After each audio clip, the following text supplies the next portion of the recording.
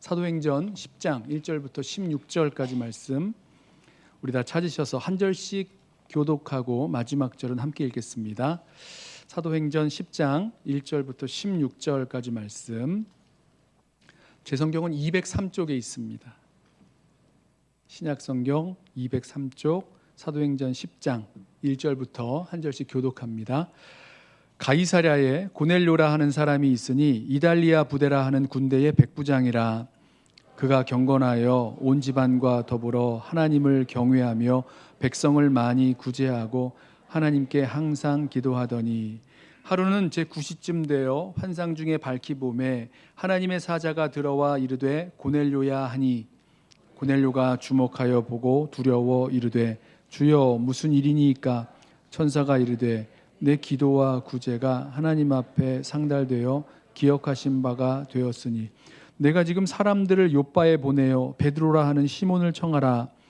그는 무두장이 시몬의 집에 유숙하니 그 집은 해변에 있다 하더라.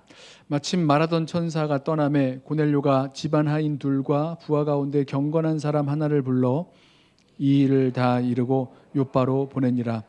이튿날 그들이 길을 가다가 그 성에 가까이 갔을 그때에 베드로가 기도하려고 지붕에 올라가니 그 시각은 제6시더라. 그가 시장하여 먹고자 하매 사람들이 준비할 때에 황홀한 중에 하늘이 열리며 한 그릇이 내려오는 것을 보니 큰 보자기 같고 내 귀를 메어 땅에 들이웠더라. 그 안에는 땅에 있는 각종 네 발 가진 짐승과 기는 것과 공중에 나는 것들이 있더라. 또 소리가 있으되 베드로야 일어나 잡아먹어라 하거늘 베드로가 이르되 주여 그럴 수 없나이다. 속되고 깨끗하지 아니한 것을 내가 결코 먹지 아니하였나이다 한데, 또 두 번째 소리가 있으되 하나님께서 깨끗하게 하신 것을 내가 속되다 하지 말라 하더라. 이런 일이 3번 있은 후 그 그릇이 곧 하늘로 올려져 가니라. 아멘. 이달리아 부대의 백부장 고넬료와 그 권속들이 예수 믿고 회개하고 성령 받은 사건이 사도행전 10장에 자세히 기록되어 있습니다. 우리가 그 말씀을 다 읽진 않았는데요, 이 10장에 이어서 11장에서도 베드로가 이 사건을 다시 한번 이야기합니다. 그리고 이 10장과 11장 두 장에 걸쳐서 나오는 그 이야기의 절수만 합쳐도 66절이 됩니다. 우리 이 이야기를 다루려면 아직 많이 남았어요. 66절이나 됩니다. 그리고 나중에 15장에 가면 예루살렘 회의에서 이 사건이 다시 한번 언급되는 것을 보게 됩니다. 사도행전에서 이 사건만큼 아주 길고 자세하고 여러 번 이렇게 이야기하는 그 사건이 그 사도 바울의 회심 사건과 두 가지 정도가 있는 것 같아요. 자, 이렇게 여러 번 반복해서 자세하게 길게 설명하고 있는 이유가 있겠죠. 중요하기 때문에 그렇습니다. 사실 이 사건, 유대인만이 아니라 이방인도 예수 믿고 회개하고 성령 받은 이 사건은 초대교회에서 가장 논란이 많았던 그런 신학적 이슈를 갖고 있었습니다. 지금 예수 믿는 우리는 어느 민족이나 인종이나 남녀노소 빈부귀천 어떤 차별도 없이 누구든지 예수 믿고 회개하고 성령 받는다라고 여기고 있지만, 당시의 그리스도인들, 이제 유대인들이 대부분이었던 그 초대교회의 그리스도인들에게는 그리스도를 통한 그 복음을 통한 그 구원이 유대인에게만 해당된다, 이렇게 생각을 하였습니다. 이방인도 예수 그리스도의 복음을 믿고 회개하고 성령 받을 수 있다, 이런 생각을 하지 못했다는 거죠. 그래서 하나님께서 유대인 사도의 대표로서 이 베드로를 통해서 이방인 고넬료가 회개하고 예수 믿고 성령 받는 그 사건을 이루시는 거죠. 자, 오늘 하나님께서 이 사건을 통해서 어떻게 이 복음이 이방인에게도 열려 있는지 알게 하시는지 그 하나님의 마음을 오늘 이 말씀을 통해서 좀 살펴보려고 합니다. 자, 첫 번째 우리가 보고 싶은 말씀을 통해서 나누려는 이 하나님의 마음은요, 하나님께서 이 사건을 주도하신다라는 것입니다. 하나님께서 이 사건을 주도하신다. 베드로가 요바로 가서, 우리 지난 말씀이죠, 요바로 가서 다비다를 살리고 또 무두장이 시몬의 집에 머물러 있을 때, 그때 고넬료라 이름하는 이달리아 부대의 백부장 가이사랴에 와 있었습니다. 이 가이사랴, 이 가이사를 위해서 만든 도시죠. 로마 황제 가이사를 위해서 헤롯 대왕이 건축한 아주 아름다운 멋진 항구 도시였습니다. 로마 나라는 이 유대 속주를 다스리는 그 총독부, 우리 총독부란 말을 쓰죠. 그 총독이 거주하는 그 곳을 이 가이사랴로 삼고 로마 군대를 그곳에 주둔을 시켰어요. 그래서 고넬료는 이 가이사랴에 주둔하는 로마 군대의 백부장으로 100명의 로마 군인을 통솔하는 지휘관으로 가이사랴에 와 있었습니다. 그런데 놀랍게도 이 고넬료는요, 또 고넬료와 그의 가족은 하나님을 경외하는 사람들이라고 불렸습니다. 자, 고넬료가 가이사랴에 왔기 때문에 유대인들과 교류하면서 하나님을 알게 되고 또 하나님을 경외하는 자, 하나님 경외자가 되었을까요? 이 하나님 경외자라는 말은요, 이방인들 중에서 하나님을 섬기는 자들을 일으키는 그런 용어입니다. 이스라엘의 하나님에 대해서 관심을 가지고 또 유대인의 회당에 출석하면서 그 유대의 그 율법을 가르침을 따라 살려는 사람들, 이 사람들이 바로 하나님 경외자가 되는 거죠. 가이사랴에 주둔한 로마의 군대 지휘관 고넬료가 하나님 경외자가 되어서 그 가이사랴 땅에 와 있었다는 겁니다. 자, 이 하나님 경외자 고넬료는요, 경건해서 백성을 많이 구제하고 항상 기도에 힘쓰는 사람이었는데, 유대인들이 말하는 이 경건이라는 것은요, 구제하는 사람, 다른 사람들을 많이 살피는 그런 사람들을 말합니다. 야고보서 1장을 보면 경건을 뭐라고 표현하냐면, 우리의 생각과는 좀 다르게 고아와 과부를 돌보는 삶, 이것이 바로 경건이라고 말합니다. 구제, 자선, 선행, 이런 삶이 있을 때 경건한 삶을 산다, 이렇게 말하죠. 고넬료가 그런 사람이었어요. 그런데 어느 날 고넬료가 제9시 기도 시간에, 지금으로 말하면 오후 3시가 되죠. 그 기도 시간에 환상을 보게 되는데요, 하나님의 사자, 천사가 고넬료가 있는 곳으로 들어와서는 고넬료의 이름을 부르면서 말하는 겁니다. 고넬료야, 너의 기도와 구제가 하나님께 상달이 되어서 하나님의 기억하신 바가 되었다. 그러니까 이제 바로 욥바에 사람을 보내서 베드로라 하는 시몬을 청하여 가이사랴로 오게 하여라. 지금 이 베드로가 무두장이 시몬의 집에 있는데 그 집은 그 욥바의 바닷가에 있다, 이렇게 말을 합니다. 이제 천사가 그 말을 하고 떠나자 이 고넬료가 바로 이 말을 들은 즉시 바로 집안 하인 둘과 또 경건한 부하, 군인이겠죠, 로마 군인 하나를 불러다가 천사가 전해준 이야기를 다 전하고 어서 욥바로 가서 베드로를 데리고 올 수 있도록 가이사랴로 오도록 이렇게 청합니다. 욥바로 보내는 거죠. 그리고 그 다음 날 고넬료가 보낸 세 사람이 욥바에 가까이 이르렀을 때, 그때 하나님은 베드로에게 또 다른 환상을 보여주십니다. 9절 말씀을 보세요. 이튿날 그들이 길을 가다가 그 성에 가까이 갔을 그때에 베드로가 기도하려고 지붕에 올라가니 그 시각은 제6시더라. 경건한 유대인들에겐 정해진 기도 시간이 있었습니다. 보통 9시와 3시, 그리고 이 6시도 우리로 말하면, 죄송합니다, 제가 뭐라고 말했죠? 9시, 우리로 말하면 9시, 12시, 오후 3시 이런 시간에 정해진 기도 시간이 있었는데요. 베드로도 습관을 따라 기도하기 위해서 옥상으로 올라갔다가 왠지 배가 고파서 무얼 좀 먹을 것을 준비해 달라고 사람들에게 부탁을 하고 사람들이 음식을 준비하는 동안에 이 베드로가 황홀경에 빠져서 비몽사몽간에 환상을 하나 보게 됩니다. 여러분, 환상이요, 이 환상은 베드로가 뭔가 보고 싶은 환상을 보는 겁니까? 아니면 하나님께서 보여주시는 환상을 보는 겁니까? 하나님 보여주시는 거죠. 하나님께서 이 베드로에게 가이사랴에 있는 그 고넬료의 집에 찾아갈 수 있도록 보여주시는 환상, 그 환상을 지금 보고 있는 겁니다. 보세요. 하나님께서 어제는 그 가이사랴에서 고넬료에게 천사를 보내셔서 말씀을 하시죠. 욥바로 사람을 보내서 베드로를 청하여 오게 하라 말씀하셨어요. 그런데 오늘은 욥바에서 그 고넬료가 보낸 사람들이 거의 다 도착했을 때에 베드로에게 환상을 보여주세요. 하나님 보여주시는 거죠. 이방인 고넬료의 집으로 갈 수 있는 그 환상을 보여주시는 겁니다. 마치 시계의 그 톱니바퀴가 서로 막 물려서 돌아가는 것처럼 시간을 딱 맞춰서 한쪽에서는 천사를 보내서 말씀하시고 또 한쪽에서는 또 이 환상을 보게 하시는 모습을 보게 됩니다. 그러니까 하나님께서 계획하신 일들을 하나하나 그 장소와 시간에 따라서 이루어 가시는 거죠. 가이사랴의 이방인 고넬료에게 천사를 보내 말씀하시고 욥바의 유대인 사도 베드로에게는 환상을 보여주십니다. 고넬료가 보낸 종들이 그 무두장이 시몬의 집에 들어와서 노크할 때, 문을 두드릴 때 바로 그때 맞추어서 베드로에게 환상을 보여주시는 거죠. 그리고 하나님께서 주도적으로 이 일들을 만들어 가시는 것을 우리가 보게 됩니다. 물론 고넬료가 하나님 말씀에 그대로 순종해서 이렇게 가게 되는 것 맞습니다만은 분명히 이 모든 일을 주도하신 분은 우리 하나님이십니다. 왜 이렇게 눈에 띄게 하나님께서 이 일들을 주도적으로 이루어 가시는가?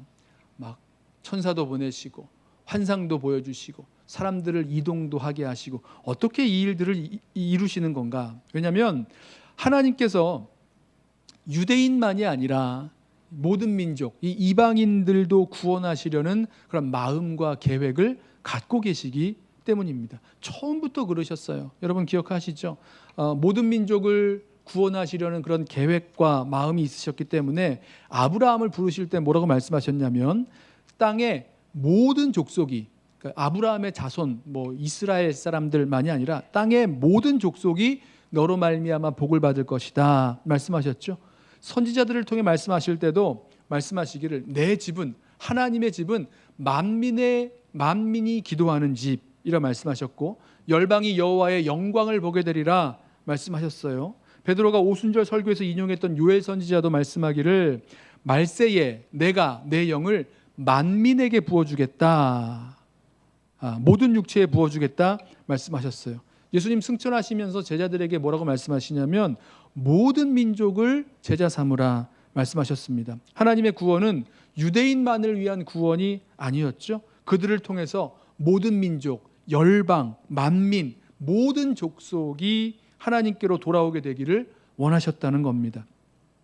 천지를 창조하신 하나님은 처음부터 유대인만의 하나님이 아니셨어요. 모든 족속과 열방과 만민, 모든 민족의 하나님이셨고 그들 모두를 구원하기를, 하나님께 돌아오기를 원하셨습니다. 그래서 하나님께서 이 사건을 이렇게 이루어 나아가시는 거죠. 이방인 고넬료가 유대인 사도 베드로를 통해서 회개하고 예수 믿고 성령 받는 이 놀라운 사건을 하나님께서 주도적으로 만들어가고 계시는 것입니다. 지금도 하나님 아버지의 마음은 동일합니다. 모든 민족을 구원하기 위하여 하나님은 지금도 일하고 계시고 그 마음을 우리들에게 부어주시는 거죠. 우리는 이 하나님 아버지의 마음을 알게 될 때에, 깨닫게 될 때에 정말 그 마음과 뜻을 따라서 온 세상을 구원하기 위한 하나님의 일에 적극적으로 동참하고 또 우리를 헌신할 수 있게 되는 거죠. 하나님의 마음이 우리들 가운데 깨달아질 때에 하나님이 하시는 그 일을 보게 되고 그 일의 기쁨으로 뛰어들게 되는 것입니다. 우리와 아무런 상관도 없어 보이는 사람들, 민족들, 달라도 너무너무 다른 사람들, 또 민족들, 가까이 하고 싶지 않은 사람들도 있고 그런 민족들도 있어요. 그러나 우리 기억하겠습니다. 하나님께서 바로 그 사람들을 구원하기 위하여 우리를 통해서 그들을 구원하기 위하여 하나님께로 돌아오게 하기를 원하고 계신다는 거죠. 그리고 그 일을 우리를 통해서 하길 원하십니다. 이방인 로마 백부장 고넬료가 예수 믿고 돌아오는 사건, 이 사건을 이루어 나가시는 것을 볼 때 이 하나님의 마음, 열방을 향한 하나님의 마음, 모든 민족을 향한 이 하나님의 마음은 분명히 우리들에게 보여집니다. 자, 그렇다면 하나님은 이 일을 위해서 누구를 들어 사용하시는가? 어떤 사람을 부르셔서 이 일들을 이루어 나가시는가? 오늘 말씀을 보면 특별히 기도하는 사람들을 들어서 이 일들을 이루어 나가십니다. 이방인 고넬료와 유대인 사도 베드로에게 각각 환상을 보이실 때 이 전혀 다른 두 사람이 장소도 다르고 시간도 달랐고 민족도 다르고 인종도 다른 거죠. 전혀 다른 두 사람에게 공통점이 있다면 고넬료와 베드로 두 사람 다 기도하는 사람이었다는 사실입니다. 성경은요, 고넬료를 항상 기도하는 사람으로 말씀합니다. 2절 보세요.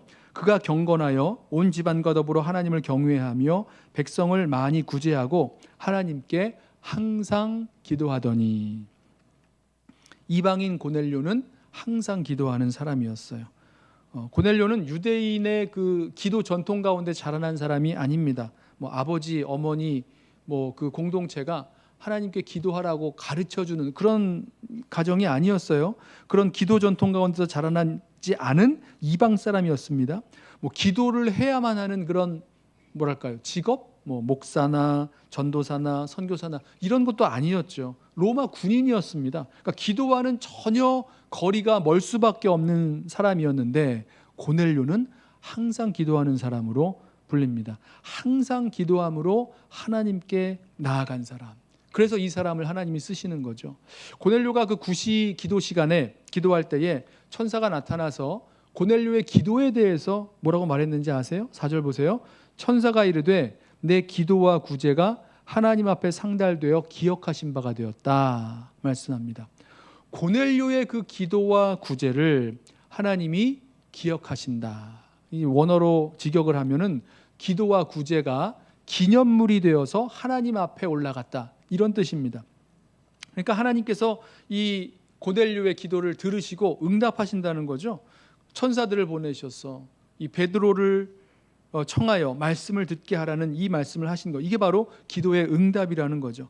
이 일을 통해서 이방인도 예수 믿고 회개하고 성령 주시는 것을 알게 하셔서 이방인에게 복음의 물꼬가 열리는 그런 역사가 시작이 됩니다. 누구를 사용하시는 거죠?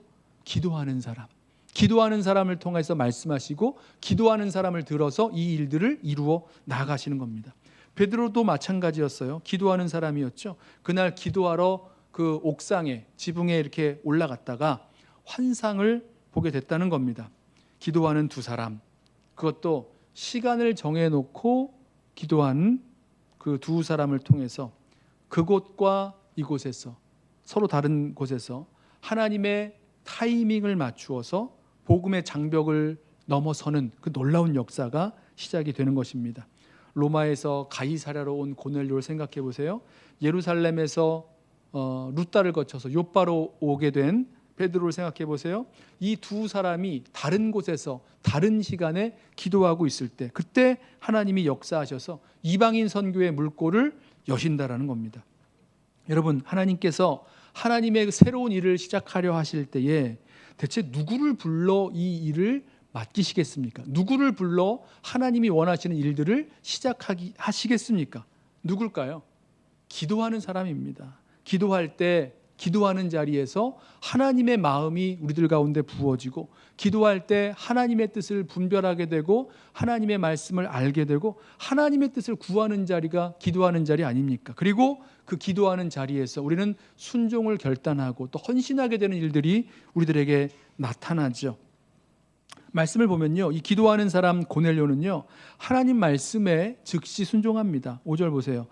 이 천사가 전해주는 말씀인데, 내가 지금 사람들을 요바에 보내어 베드로라 하는 시몬을 청하라, 이 말씀을 들으니까 이 지금 보내라는 그 말씀에 바로 순종하죠. 바로 이 고넬료가 순종해서 베드로를 찾아오도록 종졸들을 보냅니다. 그랬을 때 하나님의 이 타이밍에 기가 막히게 맞추어서 이 일들이 벌어지는 거죠.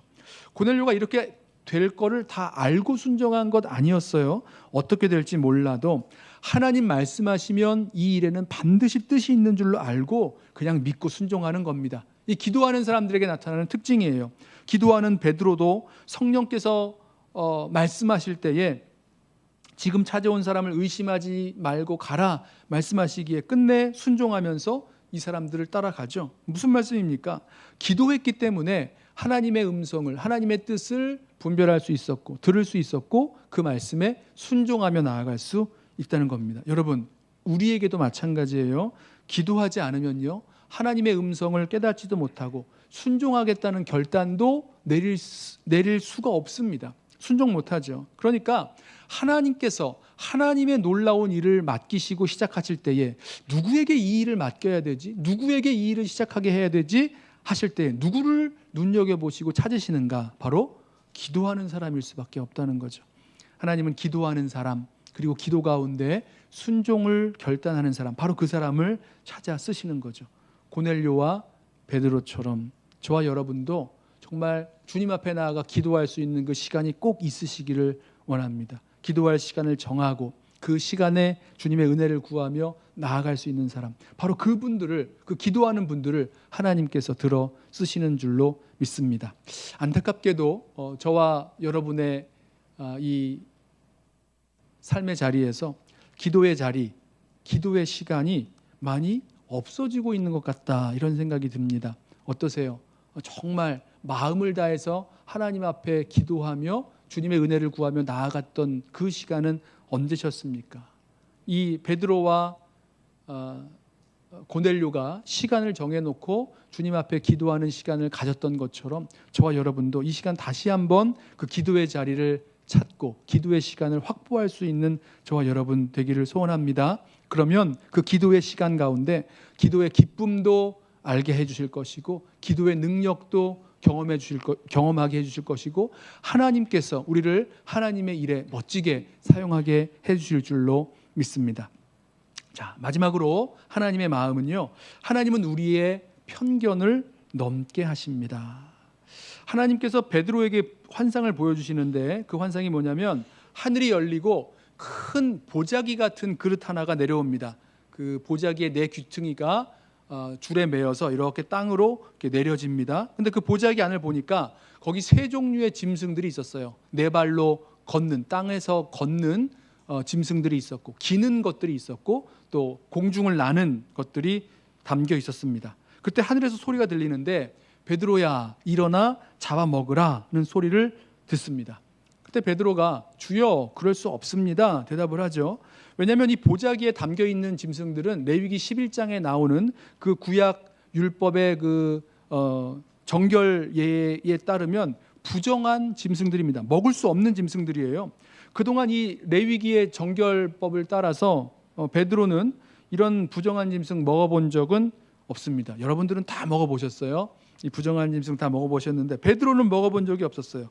베드로가 특별히 율법의 정결예를 잘 지키는 그런 사람이라서가 아니라 보통의 유대인이라면 누구도 이 부정한 짐승을 먹어본 적이 없었을 겁니다. 먹기도 어렵고 먹어본 적도 없고.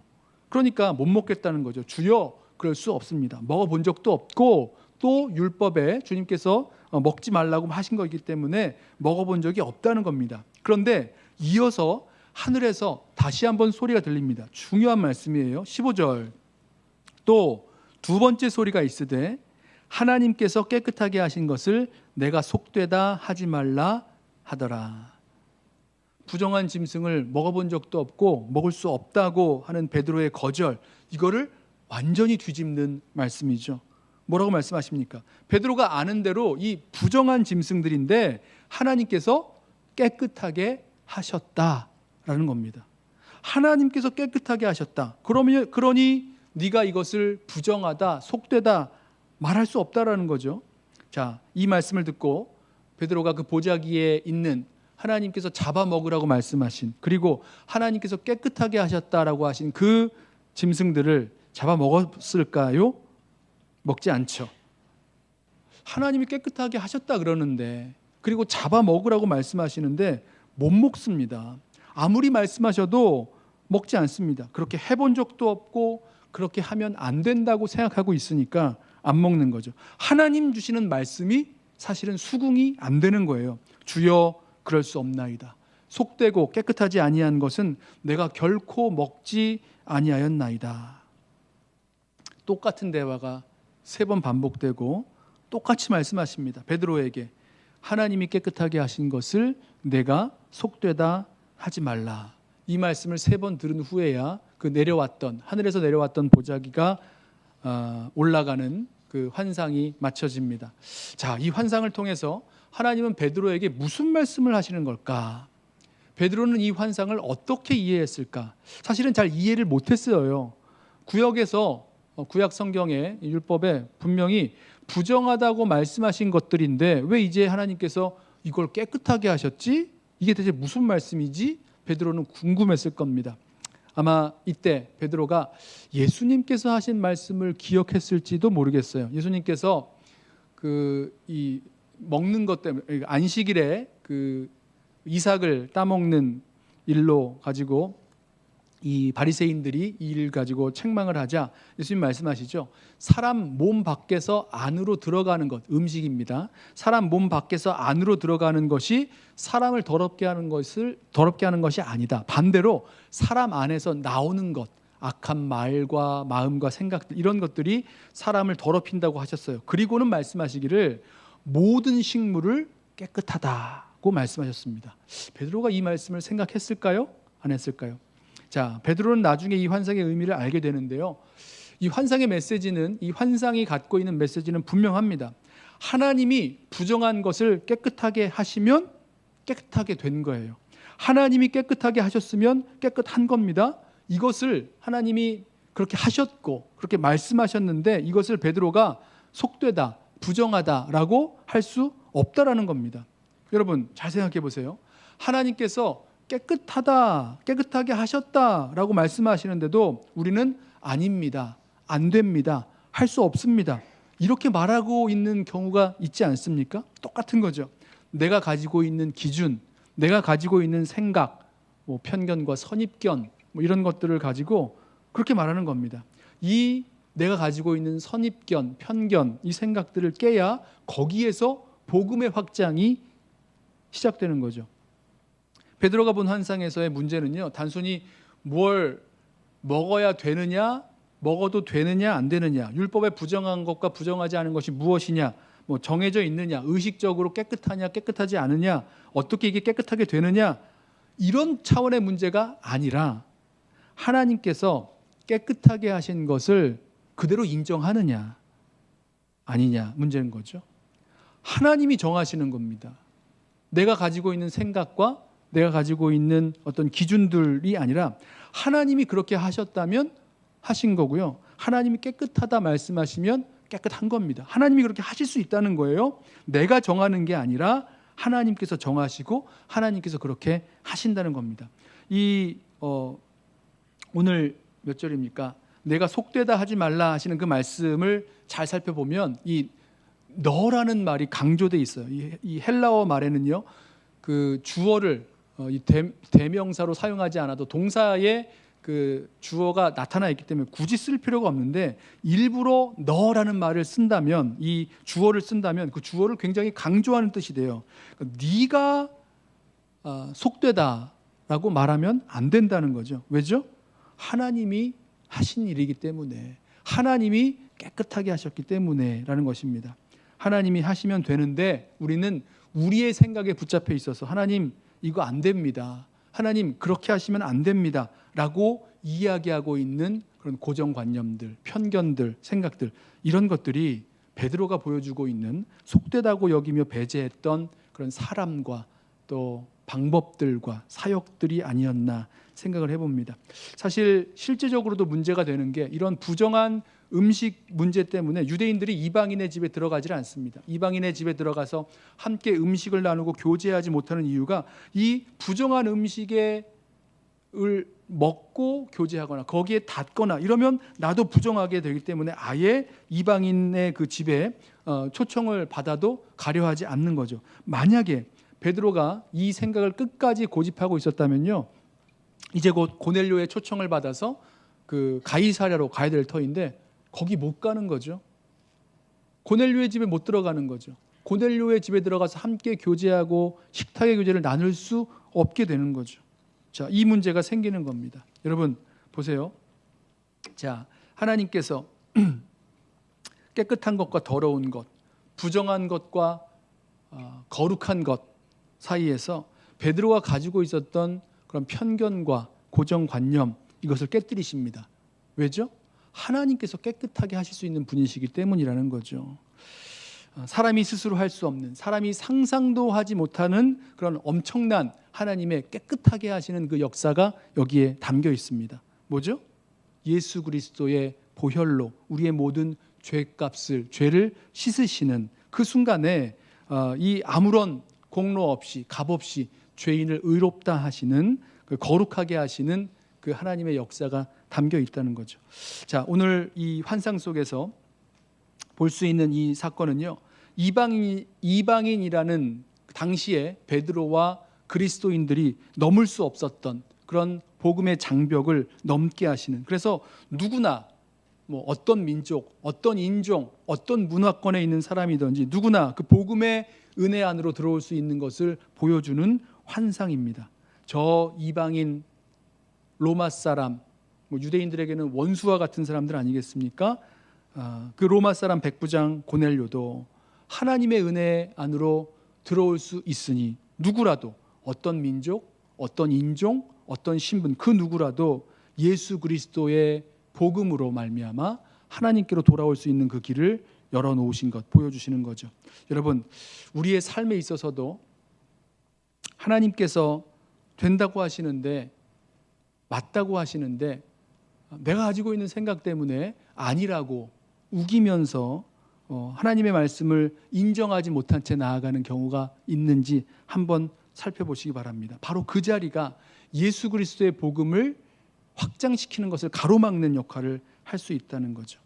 자, 하나님께서 우리에게 말씀하실 때 하나님이 깨끗하게 하신 것을 내가 속되다 하지 말라 말씀하시면 말씀 그대로 받는 거죠. 하나님이 깨끗하게 하신 겁니다. 하나님이 정결케 하신 겁니다. 하나님이 거룩하게 하신 것입니다. 그 길이 있는 거예요. 예수 그리스도의 보혈로 깨끗게 하시는 그 길이 우리들 가운데 있다는 거죠.